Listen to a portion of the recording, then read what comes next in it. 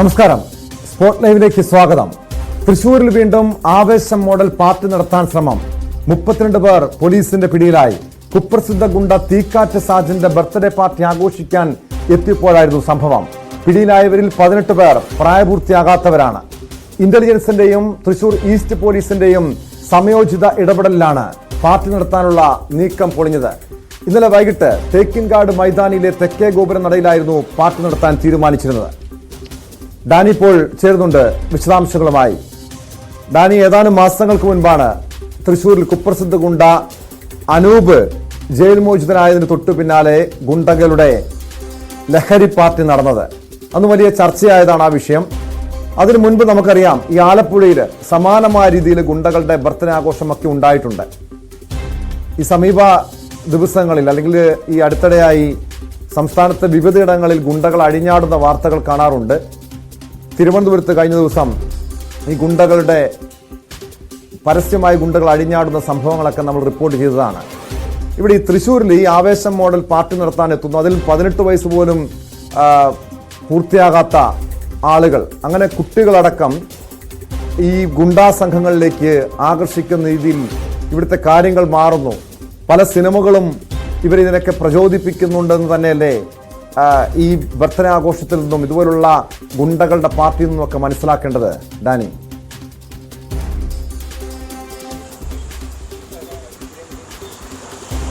ടോമെ, ഒരു സംശയവും അക്കാര്യത്തിൽ വേണ്ട. കാരണം സിനിമകളെല്ലാം തന്നെ ഇവർക്ക് വളരെയധികം പ്രചോദനം നൽകുന്നുണ്ട്. ആവേശം എന്ന് പറയുമ്പോൾ തന്നെ ഒരു സിനിമയുടെ പേരാണ്. ആ സിനിമ തന്നെ അതിൻ്റെ ഒരു പ്രേരണ അല്ലെങ്കിൽ അതിൽ നിന്നെല്ലാം തന്നെ ആവേശം ഉൾക്കൊണ്ട് തന്നെ പലപ്പോഴും ഈ രീതിയിലേക്ക് കാര്യങ്ങൾ പോകുന്നു. പിന്നീട് നടക്കുന്ന പാർട്ടികൾ ആവേശം മോഡൽ എന്ന രീതിയിൽ തന്നെയാണ് പറഞ്ഞു പോകുന്നത്. എന്തായാലും ഈ സംഭവവും ആ രീതിയിൽ തന്നെയാണ് അടിവരയിടുന്നത്.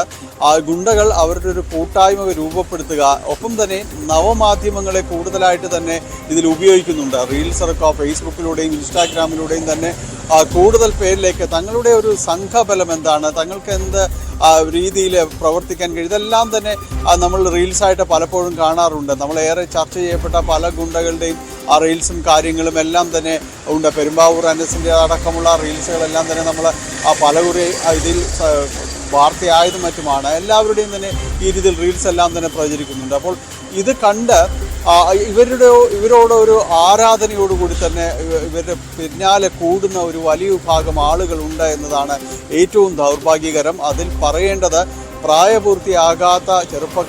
പ്രായപൂർത്തിയാകാത്ത കുട്ടികൾ, അത് അങ്ങനെ തന്നെ പറയേണ്ടി വരും, കുട്ടികൾ ഇവരെല്ലാം തന്നെ ഇതിന് പിറകെ പോകുന്നു എന്നതാണ്. ഇന്നലെ തെക്കേ ഗോപുര നടയിൽ തൃശ്ശൂർ റൗണ്ടിൽ തെക്കേ ഗോപുര നടയിൽ എവിടെയായിരുന്നു പാർട്ടി നടന്നത്? തീക്കാറ്റ് സാജൻ ഈ രീതിയിലാണ് പേരും എല്ലാം തന്നെ അങ്ങനെ എസ്റ്റാബ്ലിഷ് ചെയ്യുന്നു.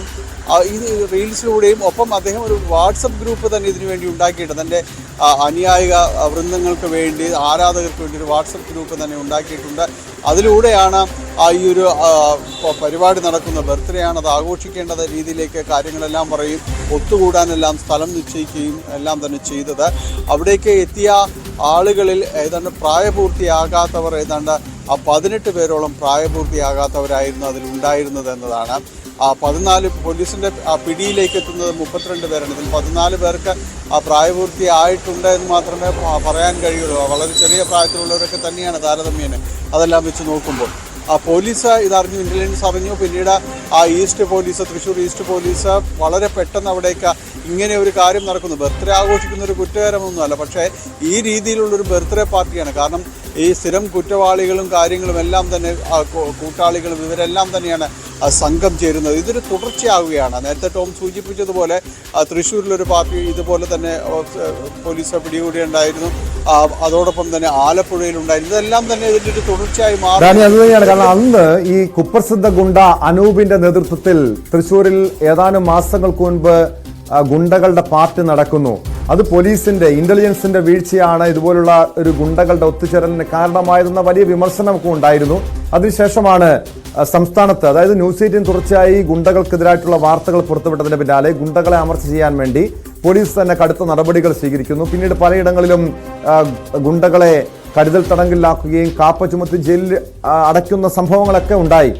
ഇതിപ്പോൾ ഈ തൃശ്ശൂരിൽ നേരത്തെ ഉണ്ടായ സംഭവത്തിൽ പോലീസിന് വലിയ പഴി കളിക്കേണ്ടി വന്നു. അതുകൊണ്ട് തന്നെ പോലീസ് സംസ്ഥാനത്ത് ഇപ്പോൾ ഉണർന്ന് പ്രവർത്തിക്കുക ആണോ? അതുതന്നെയല്ലേ ഈ ഗുണ്ടകളുടെ ഒത്തുചേരലിലും നടപടി ഉണ്ടാകാനുള്ള കാരണമായത് ഡാനി?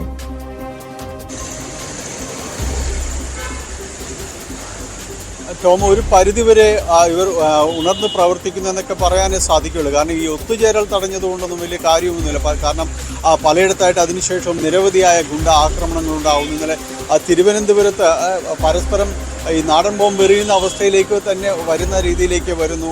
അങ്ങനെ നിരവധിയായ സംഭവങ്ങൾ അതിനിടയിലെല്ലാം തന്നെ ഉണ്ട്. അത്തരം കാര്യങ്ങൾ കൂടി തടയിടാൻ കഴിയുന്ന രീതിയിലേക്ക് ആ പോലീസിന് ഇൻ്റലിജൻസ് സംവിധാനങ്ങൾ ഉണരേണ്ടിയിരിക്കുന്നു. അല്ലെങ്കിൽ ഈ കാപ്പ ചുമത്തേണ്ടവരെ കൃത്യമായി കണ്ടെത്താനായിട്ട് അടക്കം കഴിയേണ്ടിയിരിക്കുന്നു. ആരൊക്കെയാണ് ഈ രീതിയിലേക്ക് അപകടകരമായ കുറ്റവാളികൾ എന്ന രീതിയിലേക്ക് പോലീസിനെ തിരഞ്ഞെടുത്തുകൊണ്ട് മുന്നോട്ട് പോകാനടക്കം കഴിയേണ്ട സാഹചര്യങ്ങളെല്ലാം ഉണ്ട്. അത്തരം കാര്യങ്ങളിൽ പോലീസ് ഇപ്പോഴും അതിനൊപ്പം ഈ ഗുണ്ടകൾ കൈവരിച്ച വേഗത്തിനൊപ്പം പോലീസും എത്തിയോ എന്ന കാര്യമെല്ലാം തന്നെ ചോദ്യചിഹ്നം തന്നെയാണ്. കാരണം ഇത്തരം അക്രമ സംഭവങ്ങൾ പലയിടത്തും തന്നെ തടയാൻ കഴിയുന്നില്ല എന്നത് ദൗർഭാഗ്യകരമായ കാര്യമാണ്. കാരണം ഈ ബർത്ത്ഡേ പാർട്ടിയോ അല്ലെങ്കിൽ കൂടിച്ചേരലോ അവിടെ ചെന്ന പോലീസ് വട്ടം വളഞ്ഞുകൊണ്ട് അവരെ പിടികൂടിയുണ്ടോ എന്നല്ല അതിലെ കാര്യങ്ങൾ. അതിനപ്പുറത്തേക്ക് പോലീസിൻ്റെ പ്രവർത്തനങ്ങൾ മാറണം. ഇൻ്റലിജൻസ് സംവിധാനങ്ങൾ കൂടുതൽ ശക്തിമത്തതായി മാറേണ്ടതുണ്ട്. ഇവരുടെ നീക്കങ്ങൾ അറിയാൻ കഴിയണം. ഈ പരോളിലേക്ക് ഇറങ്ങുന്നവർ അല്ലെങ്കിൽ ഈ ചിലപ്പോൾ കാലാവധി പൂർത്തിയാക്കി ഇറങ്ങി ഇവർ പിന്നെ എന്താണ് ചെയ്യുന്നതെന്നത് സംബന്ധിച്ച് കൃത്യമായൊരു ട്രാക്കിംഗ് സംവിധാനം പോലീസിന് വേണ്ടതുണ്ട്. ആ രീതിയിലേക്ക് അവർ പ്രവർത്തനങ്ങളും കാരണം ഈ ഇത്തരമൊരു ട്രാക്കിംഗ് റെക്കോർഡ് കാര്യങ്ങളെല്ലാം തന്നെ സൂക്ഷിച്ചുകൊണ്ട് അവരെ മോണിറ്റർ ചെയ്യുന്നൊരവസ്ഥയിലേക്ക് പോലീസ് മാറേണ്ടതുണ്ട്. എങ്കിൽ മാത്രമാണ് സംസ്ഥാനത്തെ ഈ രീതിയിലുള്ള ഗുണ്ട ആക്രമണങ്ങളടക്കം തടയാനായിട്ട് കഴിയുള്ളൂ. പുതിയ സംഘങ്ങൾ രൂപപ്പെടുന്നുണ്ടെന്ന് പോലീസിനെ നിരീക്ഷിക്കാൻ കഴിയും. കാരണം ഈ സംഘങ്ങളിൽ നിന്ന് ഇടയ്ക്ക് വേർപെട്ടു പോകുന്നവർ ആശയവ്യത്യാസം കൊണ്ട് തന്നെ മാറിപ്പോകുന്നത് ആശയവ്യത്യാസം എന്ന് പറയുന്നത് വലിയ കാര്യങ്ങളിലല്ല, വല്ല കൊള്ള മുതലും വീതം വയ്ക്കുമ്പോഴുള്ള കാര്യങ്ങളേ ഉള്ളൂ. അപ്പോൾ അത്തരം കാര്യങ്ങളിലെല്ലാം തന്നെ പുതിയ സംഘങ്ങളും കൂടിച്ചേരലുകളും ഉണ്ടാകുമ്പോൾ അത് ഏതെന്നെല്ലാം കൃത്യമായി രജിസ്റ്റർ ചെയ്യാൻ പോലീസ് സംവിധാനങ്ങൾക്ക് കഴിയേണ്ടതുണ്ട്. അല്ല എങ്കിൽ ഇത്തരം പാർട്ടികൾ മാത്രം തടഞ്ഞുകൊണ്ട് അതിൽ കേസെടുക്കുക അത്തരം കാര്യങ്ങളിലേക്ക് പോയതുകൊണ്ട് മാത്രം വലിയ രീതിയിലേക്ക് പോലീസ് ഉണർന്നു എന്ന് പറയുന്നതിൽ വലിയ കാര്യമോ പ്രയോഗങ്ങളോ ഉണ്ടോ എന്ന് തോന്നുന്നില്ല കേട്ടോ. ഡാനി, ഇതിൽ ആശങ്കപ്പെടുത്തുന്ന കാര്യം പ്രായപൂർത്തിയാകാത്ത 18 പേർ ഈ ഗുണ്ടാ പാർട്ടിക്കായി എത്തി എന്നുള്ളതാണ്. നമുക്കറിയാം, ഇതിനു മുൻപ് 2 ഗുണ്ടകളുമായി അഭിമുഖം നടത്തിയപ്പോൾ മനസ്സിലാക്കാൻ കഴിഞ്ഞത് ഇവരൊക്കെ ഈ ഗുണ്ടാ സംഘത്തിലേക്ക് അല്ലെങ്കിൽ ഗുണ്ടാ പ്രവർത്തനത്തിലേക്ക് പോകുന്നത് ചെറിയ പ്രായത്തിലാണ്. ഒരു ഔറംഗസേബിനെ കുറിച്ച് നേരത്തെ ഒരു ഗുണ്ടാ നേതാവ് പെരുമ്പാവൂർ സംഘത്തിലുണ്ടായിരുന്ന ഗുണ്ടാ നേതാവ് ഔറംഗസേബ് അയാളുടെ അനുഭവം പങ്കുവച്ചത് ചെറിയ പ്രായത്തിൽ, അതായത് 10ാം ക്ലാസ്സിൽ പഠിക്കുന്ന സമയത്താണ് ഈ ഗുണ്ടാ പ്രവർത്തനത്തിൽ ഏർപ്പെട്ടതെന്നാണ്. തമ്മനം ഫൈസൽ 18ാമത്തെ വയസ്സിൽ.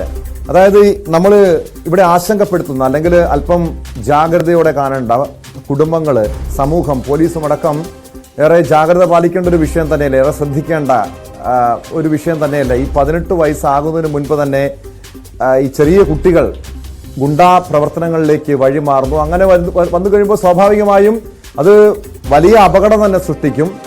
ഇവരെ ഏത് രീതിയിലായിരിക്കും പോലീസ് കൈകാര്യം ചെയ്യുക? ജുവനൈൽ ജസ്റ്റിസ് ഹോമിൽ അടയ്ക്കുമ്പോൾ സ്വാഭാവികമായി അവരൊരു കുറ്റവാളികളുടെ ഒരു ഒത്തുചേരൽ തന്നെ വീണ്ടും ഉണ്ടാകും. അവർ വീണ്ടും പുറത്തിറങ്ങിയാൽ ഇതുപോലുള്ള പ്രവർത്തനങ്ങളിൽ ഏർപ്പെടും. ഇവർക്കെതിരെ എന്ത് നടപടിയായിരിക്കും പോലീസ് സ്വീകരിക്കുക?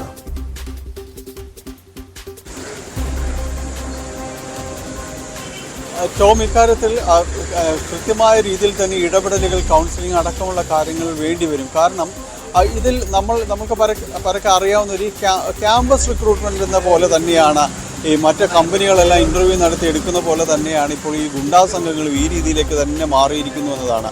ഒരു സംശയവും അക്കാര്യത്തിൽ വേണ്ട. കാരണം ഈ ലഹരി മരുന്നടക്കം വളരെ സുലഭമായി ഇവർക്കിടയിലേക്ക് എത്തിക്കാൻ ഗുണ്ടാ സംഘങ്ങൾക്ക് അതിനെ അവർക്ക് ഒത്താശ ചെയ്യുന്ന രീതിയിലേക്കടക്കം പലരും മാറുന്നുണ്ട്. അത് ക്യാമ്പസുകളാണെങ്കിൽ ഒരു പടി കൂടി താഴേക്ക് ഇപ്പോൾ ഇറങ്ങി വന്നിരിക്കും. സ്കൂളുകളിലേക്ക് അടക്കം ഇത് ലഭ്യമാവുന്ന കാര്യങ്ങളിലേക്ക് വന്നിരിക്കുന്നു. അതോടൊപ്പം തന്നെയാണ് ഈ ഗുണ്ടാ സംഘങ്ങളോട് വീരാരാധന ജനിപ്പിക്കുന്ന രീതിയിൽ തന്നെ ഇപ്പോൾ സമൂഹ മാധ്യമങ്ങളിലെ അടക്കം ഇടപെടലുകൾ മാറുന്നു.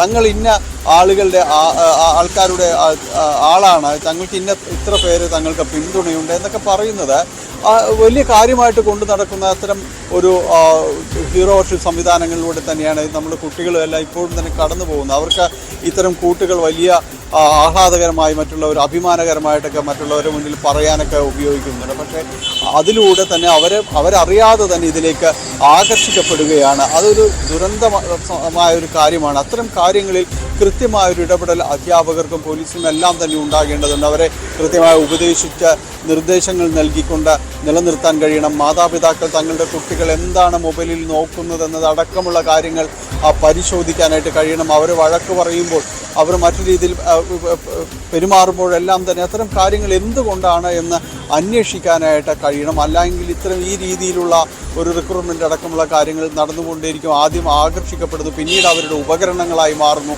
അവസാനം മാത്രമായിരിക്കും മാതാപിതാക്കളടക്കം ഇത്തരം കാര്യങ്ങൾ അറിയേണ്ടത്. ഏതായാലും ഇപ്പോൾ 18 പേരാണ് ഈ പ്രായപൂർത്തിയാകാത്തവർ ഈ പോലീസിൻ്റെ പിടിയിലായിരിക്കുന്നത്. അവരെ പോലീസ് രക്ഷിതാക്കളെ വിളിച്ചു വരുത്തിയാണ് അവരെ കൈമാറ്റം ചെയ്തത്. ഒപ്പം തന്നെ അവരെ കൃത്യമായി ഉപദേശിച്ചിട്ടുണ്ട്. ഈ രീതിയിൽ നിങ്ങളുടെ കുട്ടികൾ ഇന്നൊരാളുടെ ഇത്തരം കുറ്റകരമായ ക്രിമിനലായ ഒരാളുടെ പാർട്ടിയിൽ പങ്കെടുക്കാൻ വേണ്ടി ഇവിടേക്ക് എത്തുന്നു, ഇത് നിങ്ങൾ അറിഞ്ഞില്ലേ, ഇത് എങ്ങനെയാണ് ഈ കൂടിച്ചേരലിലേക്ക് വന്നത്, ഈ കുട്ടികളുടെ സുഹൃത്തുക്കൾ ആരാണ്, ഇതെല്ലാം തന്നെ അന്വേഷിക്കണമെന്ന് കൃത്യമായി അവരോട് പറഞ്ഞിട്ടുണ്ട്. അവർക്ക് ഇപ്പോൾ കൗൺസിലിംഗ് അടക്കമുള്ള കാര്യങ്ങൾ നൽകുന്നുണ്ട്. എന്താണ് ഇത്തരം കാര്യങ്ങൾ സംഭവിക്കുന്നത്, അത് എവിടെയാണ് വീഴ്ച ഉണ്ടാകുന്നത് അടക്കമുള്ള കാര്യങ്ങളിൽ എല്ലാ ഉപദേശങ്ങളുമായി അടക്കം അധ്യാപകരടക്കം ഇടപെടുന്നുണ്ട്.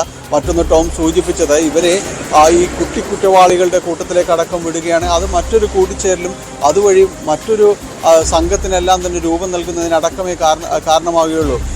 നേരത്തെ നമ്മൾ പ്രതിപാദിച്ച ഔറംഗസീബും തമ്മന ഫൈസലും എല്ലാം തന്നെയും ഈ രീതിയിലേക്ക് വളരെ ചെറുപ്രായത്തിലേക്ക് കുറ്റവാളികളാകുന്നു എന്നത് അവർ ഒരു സാഹചര്യങ്ങൾ, അവരെത്തപ്പെട്ട സാഹചര്യങ്ങളടക്കം ഇതേപോലെ തന്നെയായിരിക്കും. അവർ ശ്രദ്ധിക്കാനില്ല, ഈ രീതിയിലേക്ക് മാറ്റപ്പെട്ടതായിരിക്കും. അപ്പോൾ അത്തരം കാര്യങ്ങളിൽ കുടുംബത്തിൻ്റെയും അധ്യാപകരുടെയും ഒപ്പം തന്നെ നിയമപാലകരുടെയും എല്ലാം തന്നെ കൃത്യമായ കണ്ണെത്തുന്നിടത്തേക്ക് തന്നെ ആ വിദ്യാർത്ഥികളുടെ അടക്കമുള്ളവരുടെ കാര്യങ്ങൾ നിരീക്ഷിക്കപ്പെടേണ്ടതുണ്ട്. ഏതായാലും ഈ സംഭവം അത് തന്നെയാണ് വ്യക്തമാക്കുന്നത്. 18 വയസ്സിൽ താഴെയുള്ളവരുടെ ഒരു കൂട്ടം തന്നെ ഇവിടെ എത്തിയെന്ന് പറയുന്നത് അതിശയിപ്പിക്കുകയല്ല, ഞെട്ടൽ തന്നെയാണ് ഉണ്ടാകുന്നത്. കാരണം ഇത് കേരളത്തിൻ്റെ ഒരു പൊതുചിത്രമായിട്ട് തന്നെ മാറരുത് എന്നതാണ് എല്ലാവരും തന്നെ പ്രതീക്ഷിക്കുന്നത്. വലിയ ഇടപെടലുകൾ ഇക്കാര്യത്തിൽ ഉണ്ടാകണം.